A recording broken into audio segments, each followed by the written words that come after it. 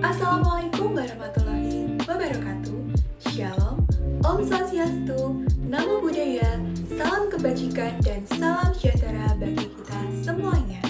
Perkenalkan, nama saya Valencia Eudia Darmawan dari kelas 12B, nomor absen 34. Di sini, saya akan mempresentasikan teks biografi dari tokoh Insinyur Soekarno yang merupakan presiden pertama sekaligus proklamator kemerdekaan Negara Kesatuan Republik Indonesia.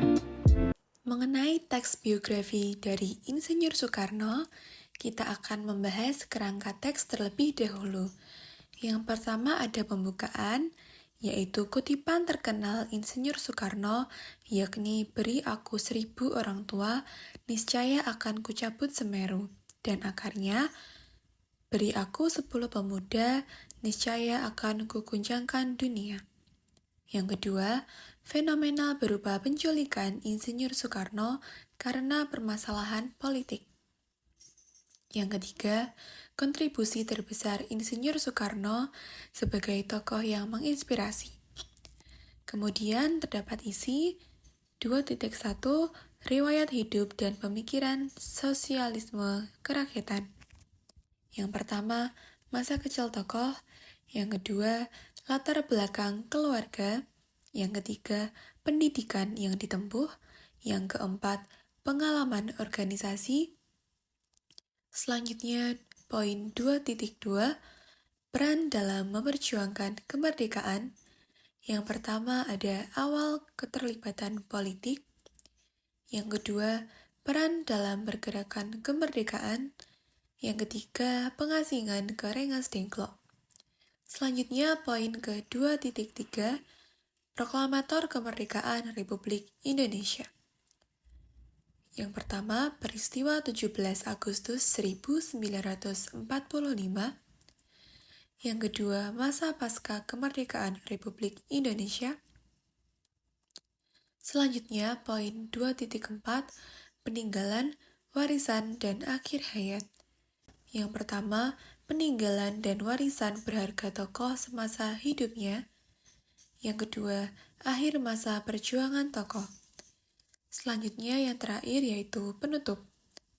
Poin 3.1, kesimpulan kehidupan serta perjuangan Insinyur Soekarno. Poin 3.2 yaitu pesan moral berupa nilai-nilai kehidupan yang dapat diambil dari Insinyur Soekarno. Bung Karno pernah mengatakan bahwa "Beri aku 1000 orang tua, niscaya akan kucabut Semeru dari akarnya. Beri aku 10 pemuda, niscaya akan kuguncangkan dunia." Yang berarti pemuda adalah tonggak dari perubahan dan transformasi. Pemuda yang memiliki visi besar mampu mengubahkan bangsa Indonesia, bahkan dunia. Selanjutnya, fenomena berupa penculikan IR Soekarno adalah tidak benar-benar diculik, karena selama kudeta gerakan pada 30 September, PKI pada 1965, sejumlah jenderal dibunuh dan situasi menjadi kacau. Setelah itu, terdapat kontribusi terbesar Insinyur Soekarno sebagai tokoh yang menginspirasi. Ia menyelenggarakan Konferensi Asia Afrika pada 1955 di Bandung. Memperkuat solidaritas di antara negara-negara berkembang dan gerakan non-blok melalui pidato-pidato dan visinya. Selanjutnya terdapat masa kecil tokoh. Insinyur Soekarno lahir dengan nama asli Kusno Sosro Riharjo pada 6 Juni 1901 di Surabaya, Jawa Timur. Beliau merupakan salah satu tokoh utama dalam sejarah Indonesia. Namun, karena sering sakit, pada saat berumur 11 tahun, namanya diubah menjadi Soekarno oleh ayahnya. Nama tersebut diambil dari seorang panglima perang dalam kisah Bharatayuddha yaitu Karna.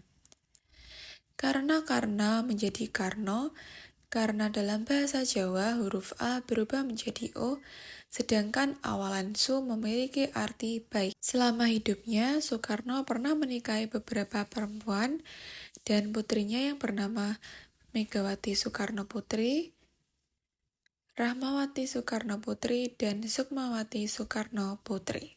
Selanjutnya adalah latar belakang keluarga.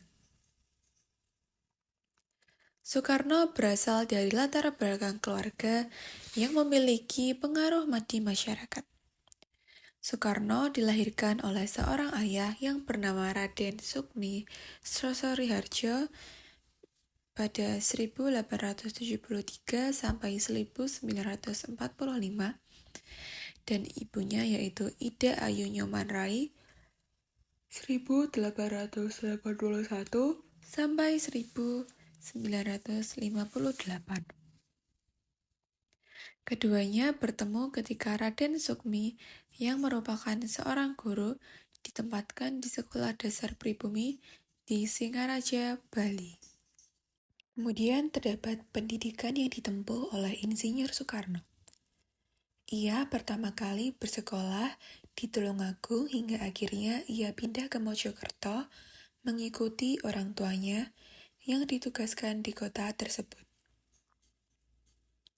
Soekarno dipindahkan ke European Leisure School atau ILS pada Juni 1911 untuk memudahkannya diterima di Hogger Burger School atau HBS pada tahun 1915.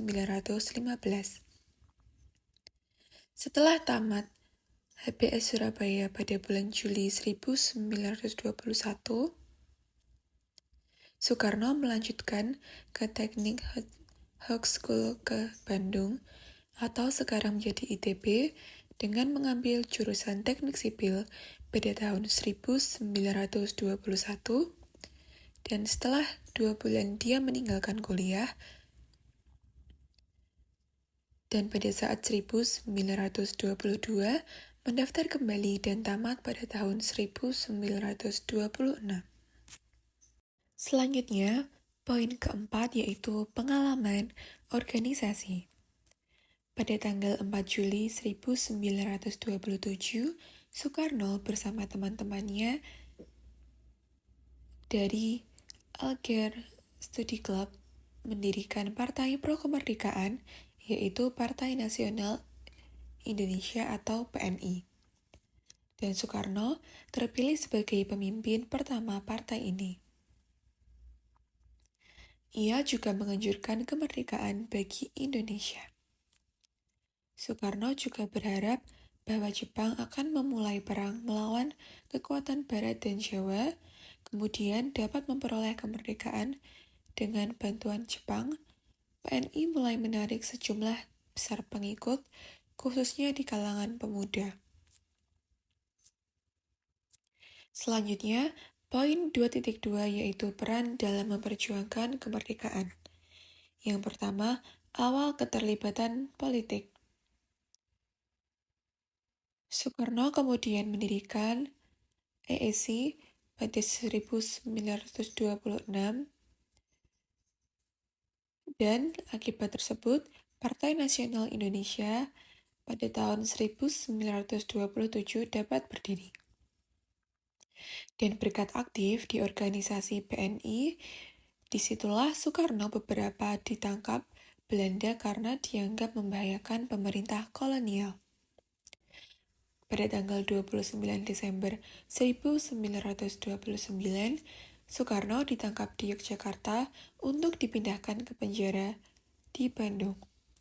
Kemudian pada tahun 1930, ia dipindahkan ke penjara Sukamiskin dan di tahun ini Soekarno mengeluarkan Pledoi Indonesia menggugat yang sangat fenomenal saat itu sampai akhirnya dibebaskan pada 31 Desember 1931. Selanjutnya, poin kedua yaitu peran dalam pergerakan kemerdekaan. Sejak masa penjelajahan Jepang, banyak muncul organisasi seperti Jawa Hakokai, BPUPKI, Pusat Tenaga Rakyat atau Putra, hingga PPKI dengan tokoh-tokoh utama yakni Soekarno, K.H. Mansur, Ki Hajar Dewantara, dan tokoh lainnya yang aktif dalam pergerakan nasional. Selanjutnya, poin ketiga yaitu pengasingan ke Rengas Dengklok. Pada tanggal 7 Agustus 1945, Jepang mengizinkan pembentukan badan yang lebih kecil, yaitu PPKI atau Panitia Persiapan Kemerdekaan Indonesia, sebuah komite yang beranggotakan 21 orang dan bertugas untuk menciptakan struktur pemerintahan khusus untuk negara Indonesia ke depan. Pada tanggal 9 Agustus, pimpinan tertinggi PPKI atau Soekarno, Hatta, dan KRT Rajiman Widyaningrat dipanggil untuk Panglima Pasukan Ekspedisi Selatan Jepang, Marsikal Lapangan Hisaichi Taruchi, ke Dalat 100 km dari Saigon. Keesokan harinya, pada tanggal 15 Agustus, Jepang menyatakan penerimaan mereka terhadap persyaratan deklarasi Potsdam dan menyerah tanpa syarat kepada Sekutu. Sore harinya, Soekarno menerima informasi ini dari para pemimpin kelompok pemuda dan anggota PETA yaitu Chairul Saleh, Soekarni, dan Wikana. Pada dini hari, pada tanggal 16 Agustus, ketiga pemimpin pemuda tersebut, karena tidak sabar dengan keraguan Soekarno, menculiknya dari rumahnya dan membawanya ke sebuah rumah kecil di Rengas Dengklok, Karawang, milik sebuah keluarga Tionghoa dan ditempati oleh PETA. Selanjutnya, poin 2.3, Proklamator Kemerdekaan Republik Indonesia. Yang pertama, peristiwa 17 Agustus 1945. Dini hari, tanggal 17 Agustus 1945, Soekarno kembali ke rumahnya di Jalan Pegangsan Timur nomor 56, di mana Muhammad Hatta bergabung dengannya. Sepanjang pagi, selebaran dadakan yang dicetak oleh PETA dan golongan pemuda menginformasikan kepada masyarakat bahwa proklamasi akan segera dilakukan. Dan pada pukul 10 pagi, Soekarno dan Hatta melangkah ke teras depan tempat Soekarno mendeklarasikan kemerdekaan Republik Indonesia di hadapan 500 orang massa. Bangunan paling bersejarah ini kemudian diperintahkan untuk dibongkar oleh Soekarno sendiri tanpa alasan yang jelas. Yang kedua, masa pasca kemerdekaan Republik Indonesia.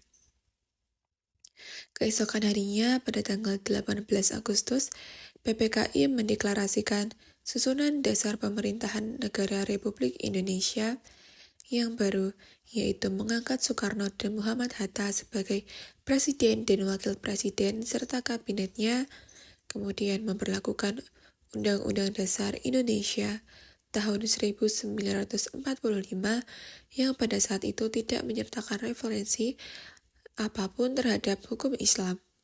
Kemudian membentuk Komite Nasional Indonesia Pusat untuk membantu presiden sebelum pemilihan.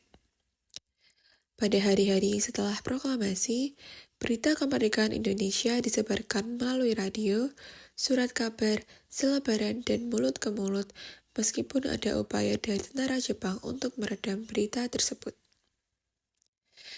Pada tanggal 19 September, Soekarno berpidato di hadapan 1 juta orang di lapangan Ikada Jakarta, atau sekarang bagian dari lapangan Merdeka, untuk memperingati 1 bulan kemerdekaan.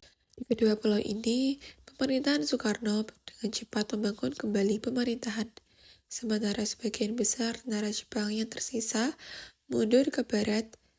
Mereka menunggu kedatangan pasukan sekutu. Periode ini ditandai dengan serangan terus-menerus oleh kelompok bersenjata pribumi terhadap orang-orang Eropa, Tionghoa Kristen, bangsawan pribumi, dan siapa saja yang mereka anggap menentang kemerdekaan Indonesia. Selanjutnya, poin 2.4 yaitu peninggalan, warisan, dan akhir hayat tokoh. Yang pertama, peninggalan atau warisan tokoh semasa hidupnya. Terdapat beberapa peninggalan pribadi milik Insinyur Soekarno, di antara lain yaitu peci kuning, wesi kuning, tongkat komando, keris peninggalan perang, tongkat monyet, jas putih, ajian lembu sekilan, dan juga keris kehilangan tubuh. Selain itu, ada juga beberapa barang-barang peninggalan berharga milik Soekarno, juga terdapat warisan peninggalan, yakni Rumah Proklamasi dan juga gelanggang olahraga Bung Karno. Poin kedua yaitu akhir masa perjuangan tokoh. Insinyur Soekarno meninggal pada 21 Juni 1970 di Jakarta. Meskipun dalam masa kepemimpinannya penuh dengan tantangan dan kontroversi, warisan Soekarno sebagai pelopor kemerdekaan dan pendiri negara tetap diakui dan dihormati. Kontribusinya, Indonesia merupakan bagian integral dari sejarah bangsa. Semangat perjuangan, kepemimpinan, dan dedikasinya untuk kemerdekaan Indonesia terus menjadi sumber inspirasi bagi generasi Indonesia. Selanjutnya yang terakhir yaitu penutup. Poin 3.3, pesan moral berupa nilai-nilai kehidupan yang dapat diambil dari Insinyur Soekarno. Insinyur Soekarno sebagai Presiden pertama Indonesia dan salah satu pendiri negara meninggalkan banyak warisan dan teladan yang masih relevan hingga saat ini. Beberapa hal yang patut diteladani dari beliau antara lain, kepemimpinan visioner. Soekarno memiliki visi yang jauh ke depan tentang kemerdekaan dan pembangunan bangsa. Ia berusaha untuk memajukan Indonesia dan meletakkan dasar-dasar penting dalam pembangunan negara. Selanjutnya, poin kedua yaitu kemampuan berbicara dan berpidato. Soekarno dikenal sebagai orator ulung atau kemampuan berbicara dan berbidatonya yang memukau, membantu, menginspirasi, dan memotivasi rakyat Indonesia dalam perjuangan kemerdekaan. Selanjutnya, poin ketiga, keberanian dalam perjuangan. Soekarno menunjukkan keberanian dan tekad yang kuat dalam memperjuangkan kemerdekaan Indonesia. Ia tidak gentar menghadapi tantangan dan risiko yang ada. Yang keempat, kepedulian terhadap persatuan dan kesatuan. Soekarno sangat menekankan pentingnya persatuan dan kesatuan bangsa. Ia berusaha untuk menyatukan berbagai suku, ras, agama, dan budaya yang di Indonesia dalam semangat kebangsaan. Selanjutnya yang kelima, pentingnya pendidikan dan kebudayaan. Soekarno sangat menghargai pendidikan dan kebudayaan sebagai landasan bagi kemajuan bangsa. Ia mendorong pengembangan kebudayaan nasional dan pendidikan sebagai sarana untuk membangun karakter dan kecerdasan bangsa. Nah, itu tadi merupakan penjelasan mengenai teks biografi tokoh Insinyur Soekarno. Kita sebagai generasi muda penerus bangsa Indonesia tentu saja harus mengamalkan nilai-nilai keteladanan para tokoh yang telah gugur untuk memperjuangkan kemerdekaan negara